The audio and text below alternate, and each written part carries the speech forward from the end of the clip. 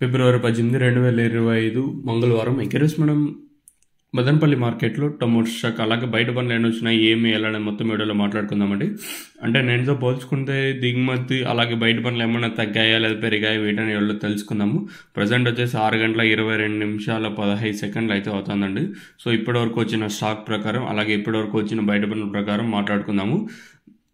మనం ముందుగా అంటే స్టాక్ మాట్లాడుకుందాం. ముందుగా పీవీఎస్ అలాగే జీపీఆర్ మండి లైన్లో మాట్లాడుకుంటే భద్రా మండికి ఒక 100 బాక్సులు, అలాగే మనకి మదీనాకి ఒక 200 ఇంకా 300, అలాగే ఎన్ఎస్ఆర్కి ఒక 50 ఇంకా 100 కొంచెం ఎస్టిమేషన్ ఇది వచ్చేసి. ఇంకా అలాగే భాగ్యలక్ష్మికి ఒక 50 బాక్సులు, అలాగే జీపీఆర్కి అంతగా అయితే వచ్చింది. పీవీఎస్ మండికి వచ్చేసి ఒక 600 బాక్సులు, 600 ఇంకా 700 బాక్సులు దాకా అయితే వచ్చాయి. ఈ లైన్లో ఇలా అయితే వచ్చాయి. అంటే ఈ లైన్లో వచ్చేసి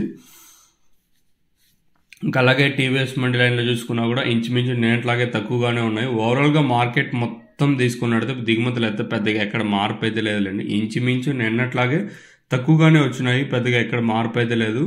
ఓవరాల్గా మార్కెట్ మొత్తం తీసుకున్నట్టు నిన్నట్లాగే స్టాక్ అయితే ఉంది. ఒక మండికి 200, 300, ఒక మండికి 50, చాలా మందికి బోన్ ఏం లేదు నిన్నటి మాత్రమే. ఓవరాల్గా మార్కెట్ మొత్తం తీసుకుంటే నిన్నట్లాగే తక్కువగానే ఉన్నాయి.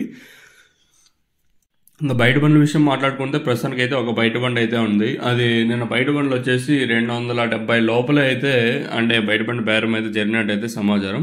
అది కూడా చాలా వరకు తీసుకోలేదని అయితే ఇన్ఫర్మేషన్ అయితే ఉంది. అంతగా పెద్దగా సేల్ కాలేదని అయితే ఇన్ఫర్మేషన్ అయితే ఉంది.